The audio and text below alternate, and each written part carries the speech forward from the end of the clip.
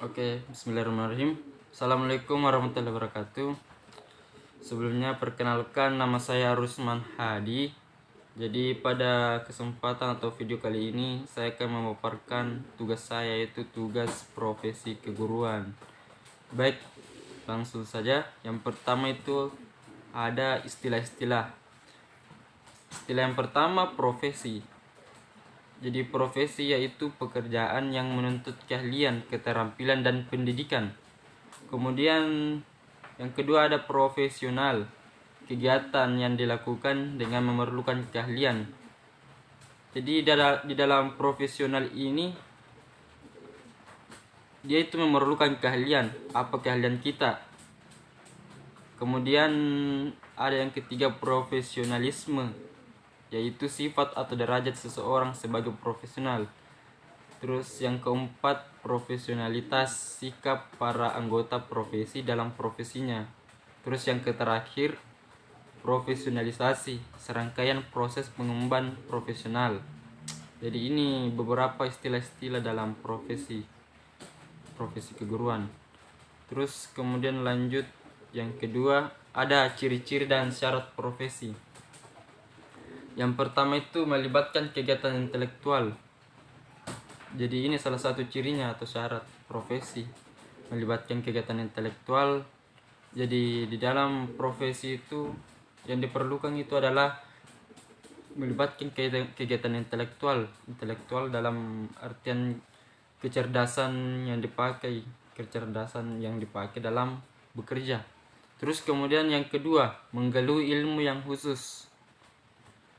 Ini pada yang kedua itu menggeluti ilmu yang khusus.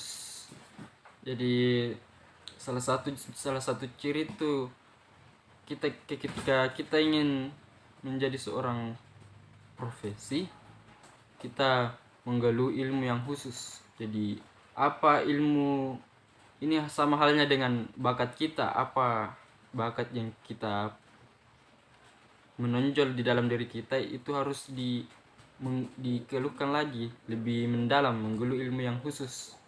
Kemudian yang ketiga, memerlukan persiapan pendidikan yang lama. Jadi dalam syarat profesi itu kita harus, istilahnya dia itu yang ketiga itu dia mempunyai pendidikan yang tinggi. Jadi mungkin sampai SD mungkin tidak sampai ya, ciri-cirinya tidak sampai. Kemudian yang keempat, memerlukan latihan yang kontinu. Ini jadi dia itu syarat profesi juga itu memerlukan latihan. Kemudian yang kelima, menjanjikan karir hidup yang permanen. Oke, pada ciri-cirinya juga dia itu pasti akan menjanjikan karir hidup yang permanen. Permanen artinya tidak akan gampang hilang, dia akan terus menerus. Kemudian lanjut, mempunyai standar. Ini standarnya SNP 19/2005. Kemudian selanjutnya, mementingkan kepentingan umum di atas keuntungan pribadi. Jadi memang yang perlu kita utamakan itu kepentingan umum, baru kepentingan keuntungan pribadi kita. Jadi itu salah satu cirinya itu. Kemudian lanjut, mempunyai organisasi profesional. Oke, jadi di dalam ciri-cirinya juga itu kita harus mempunyai organisasi yang profesional dalam berlembaga. Kemudian yang terakhir itu mempunyai kode etik yang mengatur. Nah, ini sama halnya dengan aturan ya, kode etik. Kemudian selanjutnya itu ada tingkatan profesi. Jadi yang pertama itu tingkatan profesi, itu profesi yang mapan. Jadi yang pertama itu kita harus mapan.